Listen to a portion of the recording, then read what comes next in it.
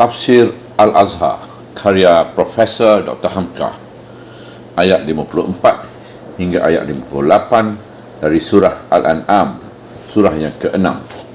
Bismillahirrahmanirrahim.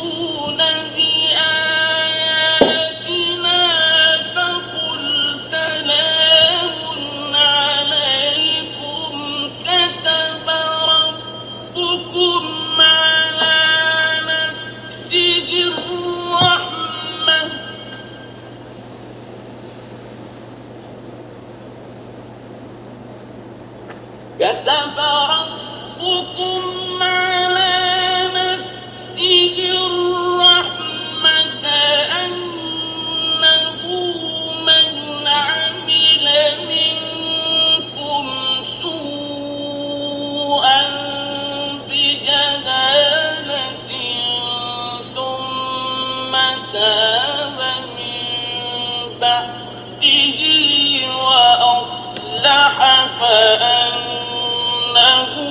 غفور رحيم. Ayat 54. Dan jika datang kepada engkau orang-orang yang beriman kepada ayat-ayat kami, maka katakanlah, selamat sejahtera atas kamu. Tuhan kamu telah mewajibkan atas dirinya sendiri akan memberi rahmat, iaitu barang siapa di antara kamu yang beramal dengan suatu kejahatan kerana kebodohan, kemudian itu dia pun taubat sesudahnya dan memperbaiki, maka sesungguhnya dia adalah Maha Pengampun lagi penyayang.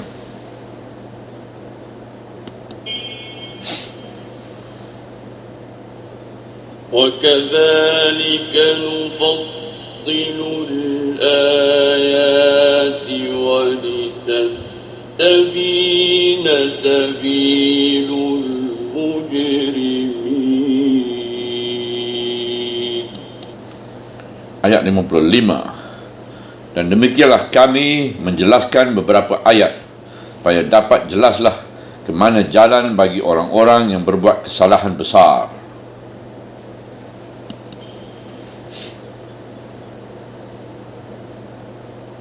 قُلْ إِنِّي نُهِيتُ أَنْ أَعْبُدَ الَّذِينَ تَدْعُونَ مِنْ دُونِ اللَّهِ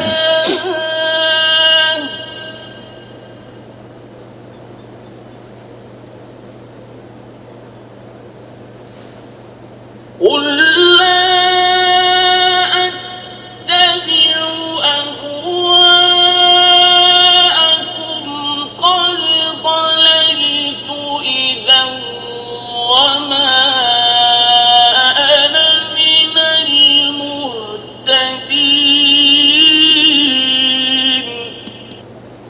Ayat 56. Katakanlah, sesungguhnya aku telah dilarang menyembah apa yang kamu seru selain dari Allah itu. Katakanlah, tidaklah aku akan mengikuti kehendak-kehendak kamu, kerana sesungguhnya telah sesatlah aku kalau begitu, dan tidaklah aku daripada orang-orang yang diberi petunjuk.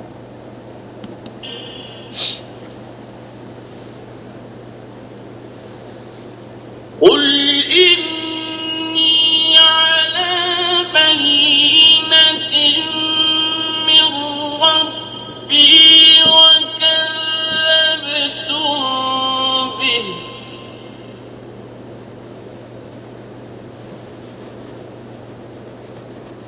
مَا عِندِي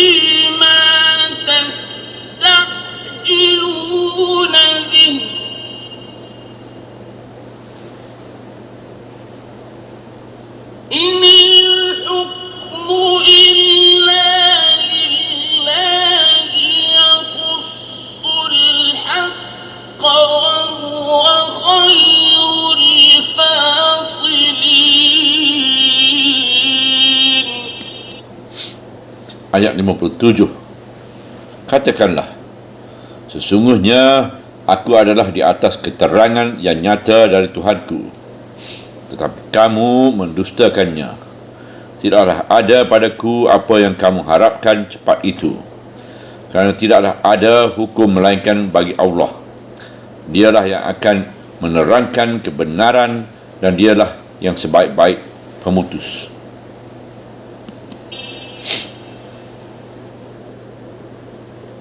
قل لو أن عندي ما تستعجلون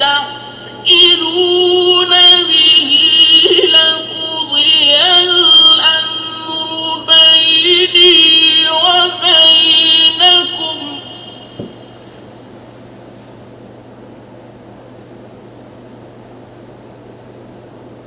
والله أعلم بالظالمين.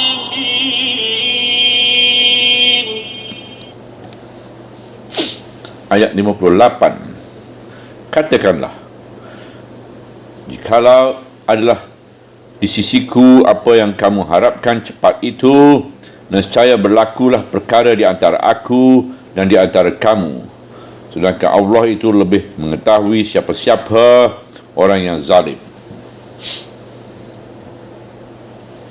Sesudah dengan sabda Tuhan di atas tadi, iaitu ayat 53, ditinggikan martabat orang yang beriman, meskipun oleh masyarakat kaumnya dipandang orang-orang itu kelas yang rendah. Sekarang datanglah sabda Tuhan membuka pintu bagi seluruh orang yang mukmin, bahawa kasih cinta Tuhan menaungi mereka semuanya, walaupun sebelum menyatakan beriman mereka itu pernah berbuat salah. Dan jika datang kepada engkau orang-orang yang beriman kepada ayat-ayat kami, maka katakanlah, selamat sejahtera atas kamu. Tuhan kamu telah mewajibkan atas dirinya sendiri akan memberi rahmat, iaitu barang siapa di antara kamu yang beramal dengan suatu kejahatan kerana kebodohan, kemudian itu dia pun taubat sesudahnya dan memperbaikinya, maka sesungguhnya dia adalah Maha Pengampun lagi penyayang. Ayat 54. Tidak ada seorang manusia pun yang sunyi daripada suatu kesalahan. Kadang-kadang kerana kesalahan itulah mereka berat menyatakan iman. Tidak ada manusia yang sunyi daripada dosa, sebab diri insan itu adalah medan perjuangan di antara cita yang mulia dengan nafsu angkara murka. Kadang-kadang mereka ragu-ragu menyatakan iman kerana dosa itu. Maka Rasulullah SAW disuruh menyampaikan kepada orang yang telah menyatakan iman itu, yang telah mengakui percaya kepada ayat-ayat Allah, kalau mereka datang kepada Rasul, bahawa kedatangan mereka disambut dengan segala sukacita. Pada mereka disampaikan ucapan salam sejahtera, Salamun alaikum atau Assalamualaikum. Maka dengan demikian mulai saja berjumpa, hilanglah lapis pertama daripada hati yang ragu. Sebab pernyataan iman itu saja pun sudah membukakan pintu yang luas bagi mereka akan menuju selamat dan sejahtera dunia dan akhirat. Kemudian disuruhlah menyampaikan kepada mereka bahawa Allah telah mewajibkan kepada dirinya sendiri akan memberikan rahmat kepada hamba-hambanya yang telah menyatakan iman itu, iaitu cinta dan hibah kasihan. Pernyataan rahmat yang pertama daripada Allah ialah bahawa orang-orang yang pernah berbuat sesuatu kesalahan atau yang dinamai dosa kerana kebodohannya, lalu dia setelah sedar segala taubat, dan setelah taubat itu mereka memperbaiki diri dan memperbaiki mutu amal, semuanya itu akan diampuni oleh Allah, kerana Allah itu Maha Penyayang lagi Maha Pengampun. Ayat inilah yang diperkuatkan pula oleh yang tersebut dalam surah Az-Zumar, iaitu surah 39 ayat 53. Bismillahirrahmanirrahim. Katakanlah, wahai sekalian hambaku yang telah melanggar batas atas diri mereka. Janganlah kamu putus harapan daripada rahmat Allah. Sesungguhnya Allah akan memberi ampun dosa-dosa sekaliannya. Sesungguhnya Dia adalah Maha Pengampun lagi penyayang. Dengan tuntutan kedua ayat ini, seorang mukmin tidaklah akan merasa rendah diri, putus asa dan tidak dapat mengangkat muka lantaran bersalah. Lekas-lekaslah minta taubat dan segera perbaiki kesalahan itu. Iaitu kalau kesalahan tersebut timbul dari kebodohan, belum ada pengalaman. Setelah taubat, hendaklah terus berusaha memperbaiki diri dan memperbaiki amal, sehingga tempoh tidak hilang kerana menyesali kesalahan saja, melainkan diisi dengan berbuat baik terus menerus. Dan demikian akan dirasailah kenaikan pribadi kerana tuntutan rahmat Allah. Cubalah perhatikan sahabat-sahabat Rasulullah SAW yang besar-besar itu. Rata-rata di zaman dahulu adalah orang-orang yang berdosa, pemakan riba, penyembah berhala, bahkan ada yang menguburkan anak perempuan hidup-hidup. Semuanya itu dikerjakan kerana bodoh, belum mendapat penerangan. Tetapi setelah mereka menyatakan iman, salam sejahtera Allah disampaikan kepada mereka, seakan-akan ucapan selamat datang ke dalam Islam, dan mereka pun maju dalam rahmat Allah. Nescaya dapatlah kita fahamkan di sini maksud ayat, iaitu berdosa kerana kebodohan. Dan memang dosa itu umumnya ialah kerana kebodohan. Artinya kerana tidak memikirkan akibat di belakang. Ada kerana nafsu tidak terkendali, dan ada kerana marah sehingga gelap mata. Sesudah terjadi baru menyesal. Sungguh pun demikian, setelah beriman dan taubat dan memperbaiki, maka Rasulullah SAW selalu juga mengajarkan agar kita setiap waktu taubat. Dalam sembahyang kita meminta taubat dan ampun. Sehabis sembahyang pun kita meminta taubat dan ampun. Sehingga dalam salah satu ucapan memohon ampun sesudah sembahyang itu disebut juga kita memohon ampun dari dosa yang nyata-nyata atau yang tersembunyi, atau yang engkau sendiri lebih tahu daripadaku. Dengan demikianlah kita selalu memperbaiki. Laksana seorang yang membuka sebuah kedai, hendaklah selalu barang-barang yang dikedaikan itu dibersihkan, dikipas-kipaskannya dengan bulu ayam walaupun telah kelihatan bersih. Sebab setiap detik akan ada saja angin membawa debu ke atas barang-barang itu. Demikian jugalah jiwa kita. Menurut kitab-kitab tafsir, sebab turun ayat ini masih bertalian dengan ayat-ayat yang sebelumnya, iaitu bahawa beberapa pemuka Quraisy datang kepada Nabi Muhammad SAW. Di antara pemuka itu ialah Al-Aqra bin Habis At-Tamimi dan Unainah bin Hasan Al-Fizari. Mereka dapati Nabi sedang duduk dikelilingi oleh Bilal dan Syu'aib dan Ammar dan Khabbab dan beberapa orang yang lain lagi, iaitu orang-orang mukmin yang taat setia kepada Rasulullah SAW, tetapi mereka dari kalangan du'afa, iaitu orang-orang yang dianggap lemah, rendah kelasnya atau kalahan bawah. Setelah pemuka-pemuka Quraisy itu melihat orang-orang yang mereka anggap lemah itu, mereka tunjukkan muka yang menghina dan memandang rendah. Lalu mereka tunjukkanlah muka yang menghina dan memandang rendah. Lalu mereka datang kepada Rasulullah dan berkata, kami minta engkau istimewakan untuk kami satu majlis tersendiri, supaya seluruh Arab tahu bahawa kami ini orang-orang utama. Sebab utusan-utusan seluruh negeri Arab akan datang menemui engkau dari mana-mana. Kami malu akan kelihatan oleh utusan-utusan itu sedang duduk bersama-sama dengan hamba-hamba sahaya yang rendah itu. Sebab itu kalau kami datang, hendaklah orang-orang itu engkau suruh keluar. Dan kalau kami telah selesai, boleh engkau suruh masuk mereka kembali sesuka hati engkau. Rasulullah SAW setuju usul itu. Lalu mereka berkata lagi, untuk ini kami minta bukti tertulis. Rasulullah pun setuju. Lalu dipanggilnya Ali bin Abu Talib untuk menuliskan perjanjian itu. Dan Khabbab, salah seorang dari orang rendah itu yang meriwayatkan hadis itu, berkata, kami duduk saja menunggu di satu sudut.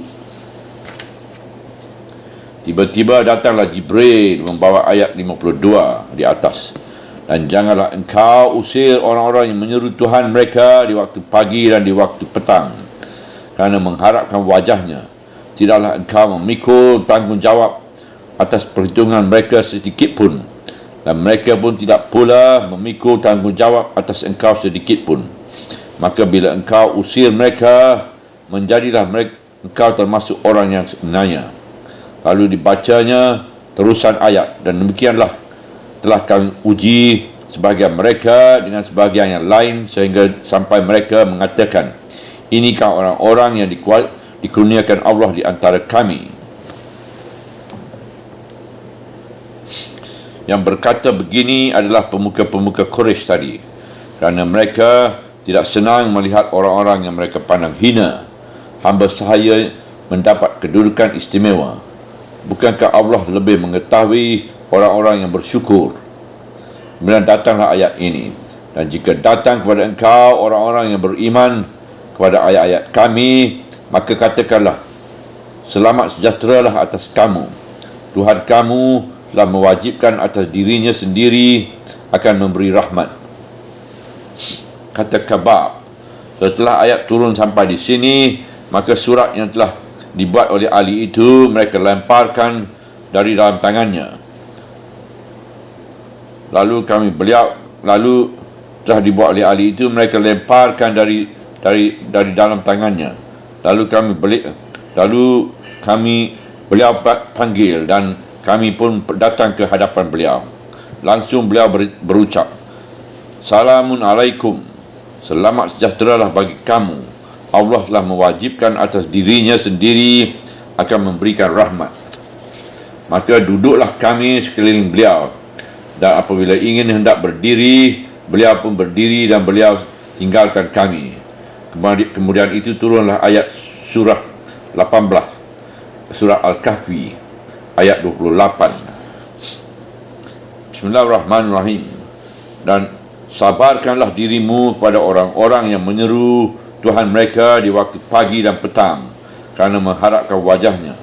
Dan janganlah engkau hindarkan pandangan matamu dari mereka kerana mengharapkan perhiasan dunia. Sejak ayat ini turun, kata Khabbab, Rasulullah SAW biasa duduk bersama kami, dan apabila telah lelah sampai saatnya beliau akan berdiri, kami berdirilah kami sendirilah yang berdiri dahulu, dan kami tinggalkan beliau dan sampai beliau berdiri pula.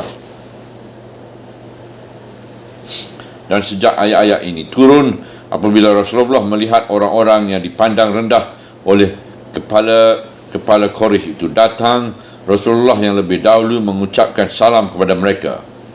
Pernah Rasulullah SAW bersabda, Alhamdulillah, segala puji bagi Allah, Tuhan yang telah menjadikan dalam kalangan umatku orang-orang yang aku diperintahkan Tuhanku memulai mengucap salam kepada mereka.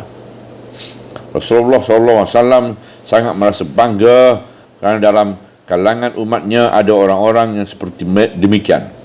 Kalau bertemu Rasulullah SAW, yang wajib terlebih dahulu mengucapkan salam kepada mereka. Dan Rasulullah SAW pun kerap kali menyatakan rasa bangganya jika berjumpa dengan Ibnu Ummi Maktum. Beliau berkata, segala puji bagi Allah kerana dengan perantaran engkau, hai Ibnu Ummi Maktum, aku telah diberi teguran oleh Tuhanku. Lihat surah 80, surah Abasa ayat 1. Di dalam hadis sahih Muslim pun tersebut bahawa Abu Sufyan yang dahulunya memusuhi Islam dan kemudian telah masuk Islam seketika, Rasulullah SAW akan menakluk Mekah. Pada suatu hari datang kepada Salman, Syu'ib dan Bilal dan beberapa orang yang lain. Lalu orang-orang itu berkata, demi Allah, sayang sekali pedang-pedang Allah tidak mengambil dari musuh-musuh Allah itu pengambilannya yang pantas. Dalam majlis itu kebetulan ada pula Sayyidina Abu Bakar As-Siddiq. Lalu dia tegur mereka dengan berkata, mengapa kalian berkata seperti itu terhadap seorang syekh Quraisy dan pemimpin mereka. Setelah itu Abu Bakar datang kepada Rasulullah SAW dan beliau beritahukan kejadian tersebut pada Rasulullah SAW. Lalu Rasulullah SAW bersabda, "Hai Abu Bakar, apakah sampai engkau membuat mereka jadi marah? Kalau sampai engkau membuat mereka jadi marah, tentulah Allah akan marah pula kepada engkau." Maka pergilah Abu Bakar kepada mereka dan bertanya, "Apakah kamu marah kepadaku?" Mereka menjawab, "Tidak, kami tidak marah. Moga-moga Allah memberi ampun padamu, wahai Abu Bakar, saudara kami."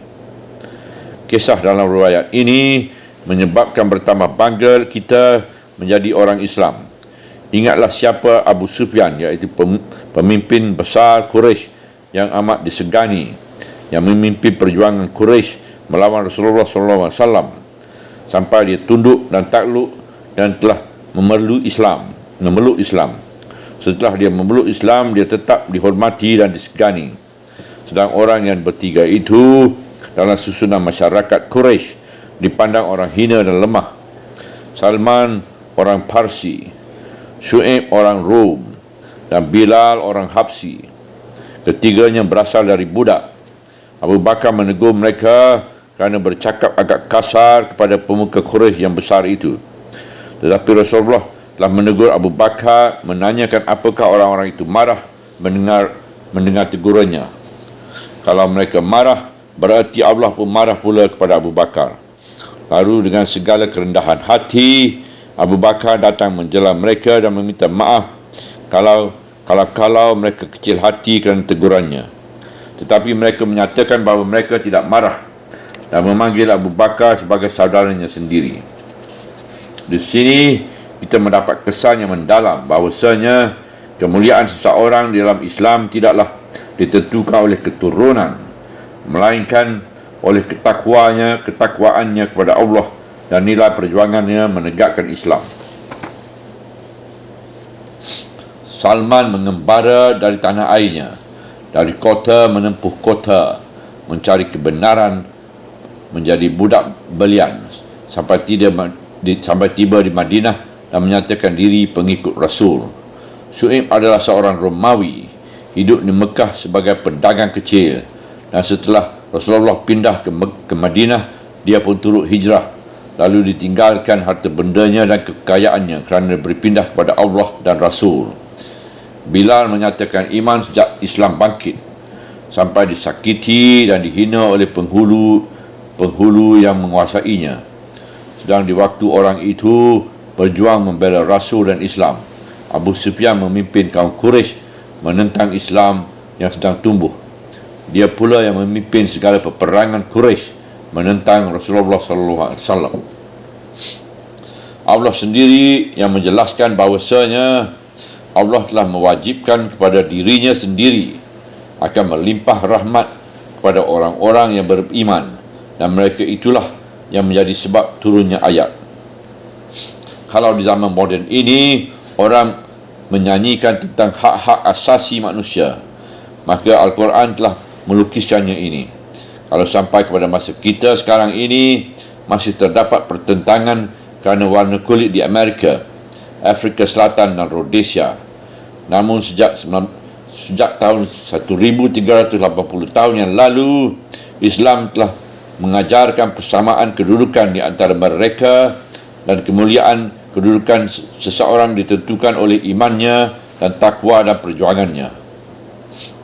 Bekas ajaran ini tinggal dan lekat sampai kepada zaman kita sekarang. Perbezaan warna kulit tidak menghambat kemajuan seseorang.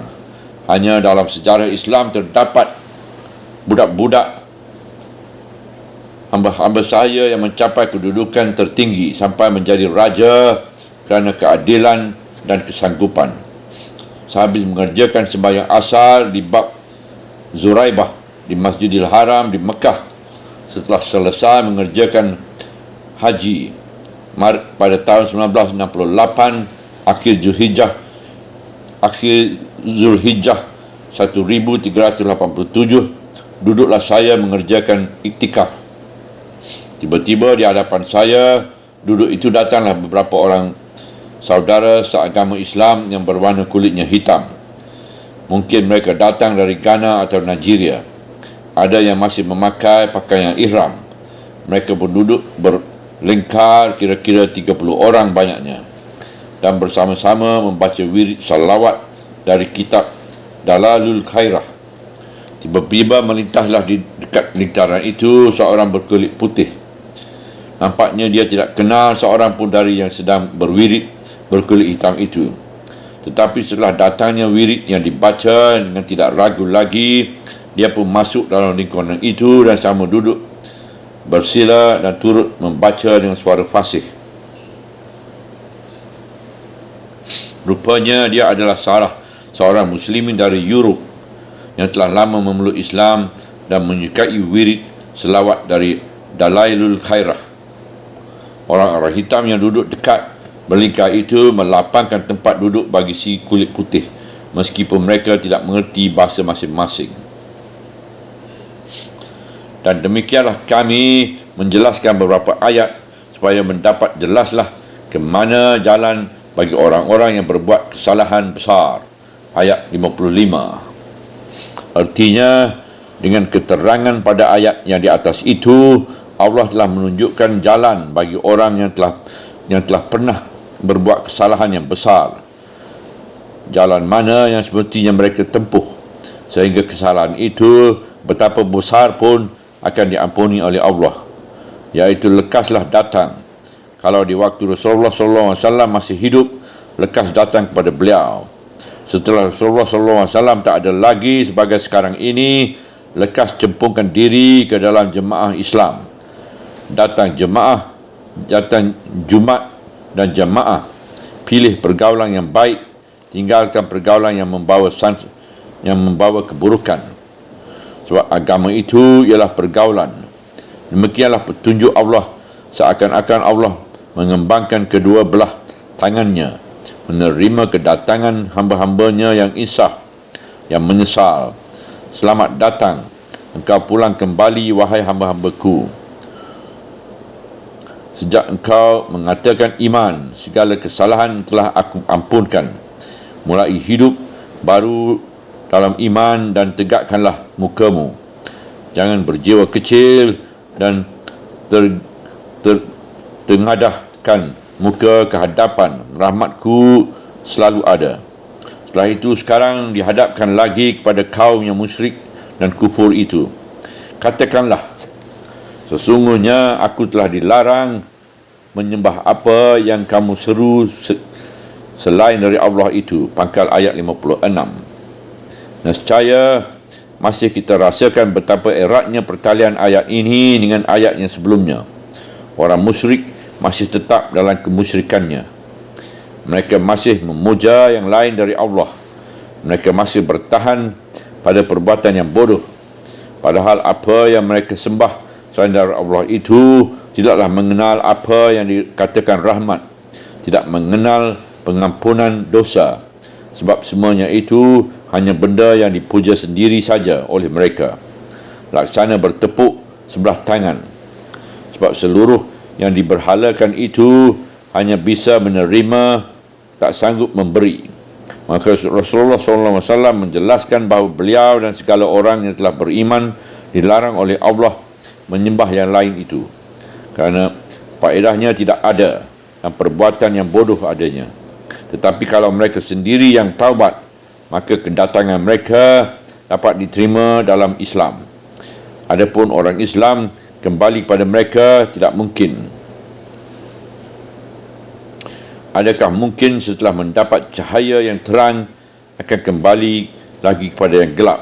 Katakanlah, tidaklah aku akan mengikut kehendak-kehendak kamu atau segala macam hawa nafsu kamu yang hanya timbul dari kebodohan, menyembah benda atau memuja manusia. Sedang aku sedang tetap hanya menyembah kepada Allah yang satu. Kerana sesungguhnya telah sesatlah aku kalau begitu, iaitu kalau aku turuti kehendakmu yang bodoh itu, nescaya aku akan menjadi orang sesat. Dan tidaklah aku daripada orang-orang yang diberi petunjuk dan tidaklah aku dari orang-orang yang diberi petunjuk. Ujung ayat 56. Dengan sambutan yang demikian, diinsafkanlah mereka bahawa segala persembahan mereka kepada berhala atau pemujaan mereka kepada sesama manusia adalah perbuatan yang sesat belaka. Maka orang yang telah beriman tidaklah akan sukar menukar imannya dengan kufur kembali. Adapun sebab maka Rasulullah SAW berkata dengan wahyu setegas itu ialah kerana kaum musyrikin itu masih ada saja yang mempertahankan perbuatan mereka kerana taklid kepada nenek moyang, sehingga pernah mereka menyebutkan Nabi Muhammad SAW seorang yang sabi, artinya telah menyeleweng dari agama nenek moyang, sehingga beliau disuruh menunjukkan pendirian yang tegas itu. Katakanlah, sesungguhnya aku adalah di atas keterangan yang nyata dari Tuhanku. Pangkal ayat 57. Artinya segala pendirian yang telah aku terangkan ini adalah dengan tuntutan keterangan yang nyata dan jelas dari Tuhanku sendiri, Allah yang tidak ada Tuhan melainkan Dia, tetapi kamu mendustakannya. Sedang segala perbuatan mempersekutukan Allah yang kamu kerjakan itu tidaklah ada alasan, tidaklah ada satu pun dari berhala itu yang akan memberikan keterangan kepada kamu. Lantaran itu bukanlah kamu yang benar lalu aku dustakan, melainkan akulah yang di pihak yang benar dan kamulah yang telah mendustakannya. Maka kerana mendustakan kebenaran Allah yang telah aku sampaikan itu, sampai kamu menentang, lalu kamu minta supaya didatangkan sekarang azab Allah itu, kalau memang kamu ini di pihak yang salah, tidaklah ada padaku apa yang kamu harapkan secepat itu. Kamu minta kepadaku supaya azab segera didatangkan, padahal aku sendiri tidaklah mempunyai kekuatan mendatangkan azab itu dengan segera, sebab aku hanyalah utusan Allah, bukan Allah. Kerana itu tidaklah ada hukum melainkan bagi Allah. Sedang aku sendiri tidaklah berkuasa sama sekali menjatuhkan hukum, hanyalah Allah. Dialah yang akan menerangkan kebenaran dan dialah yang sebaik-baik pemutus. Dialah yang akan menerangkan yang sebenarnya, baik janji ataupun ancaman, dan dia pula yang akan mendatangkan keputusan dengan adil. Sebab apabila fajar kebenaran dari Allah itu telah memancar, kegelapan faham kamu yang sesat itu sudah pasti sirna. Bagaimana Allah menjatuhkan keputusannya? Apakah dengan mendatangkan azab atau dengan menghilangkan pengaruh kamu dengan cepat, walaupun kamu masih bersitagang urat leher mempertahankannya? Terserahlah itu kepada Allah. Allah lah yang lebih bijaksana dan lebih tepat apa yang dia putuskan, dan tidak ada satu kekuatan yang dapat membendung kekuatan Allah itu. Katakanlah, jikalau adalah di sisiku apa yang kamu harapkan cepat itu, nescaya berlakulah perkara di antara aku dan di antara kamu. Pangkal ayat 58. Artinya, sekiranya Allah menganugerahkan kepadaku sesuatu kekuasaan sehingga aku dapat bertindak sendiri dengan izin Allah, mempercepatkan apa yang kamu minta itu, seumpama kamu meminta diturunkan hujan batu, azab dari langit ataupun azab yang lain, aku dibolehkan Allah dengan mukjizat berbuat demikian. Nescaya segera bereslah urusan kita. Nescaya aku binasakan segera apa yang zalim di antara kamu yang selama ini telah menghalang-halangi dakwah dan tabligh yang aku sampaikan kepada maksudku jujur kepada kamu. Dan tentu aku menanglah orang-orang yang iman pada seruan yang aku bawa. Sedangkan Allah itu lebih mengetahui siapa-siapa yang zalim. Ujung ayat 58. Dengan ujung penutup ayat ini, kembali Rasul menjelaskan bahawa Allah lah yang lebih tahu siapa-siapa orang yang zalim, yang aniaya. Sebab itu kepada kebijaksanaan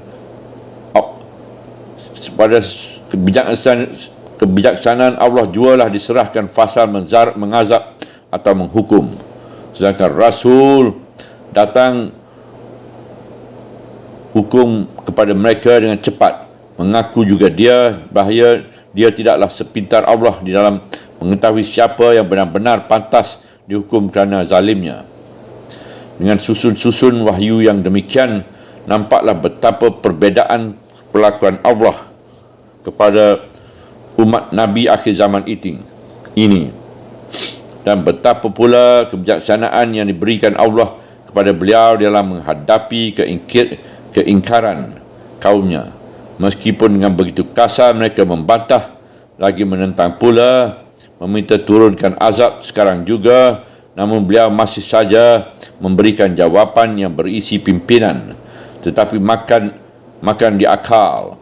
Segala sesuatu selalu dipulangi beliau kepada Allah. Beliau menyatakan pula bahawa bukanlah tidak mungkin Allah menurunkan mukjizat pada beliau untuk menghancurkan mereka, tetapi sebagai berulang-ulang beliau katakan, beliau bukan Tuhan, melainkan seorang manusia yang diberi wahyu dan disuruh menyampaikan nescaya kebijaksanaan Allah itu jualah yang akan lebih besar, akan lebih benar. Subhanallah walhamdulillah wala ilaha illallah wallahu akbar wala hawla wala quwwata illa billahil aliyyil azim wala hawla wala quwwata illa billahil aliyyil azim wala hawla wala quwwata illa billahil aliyyil azim.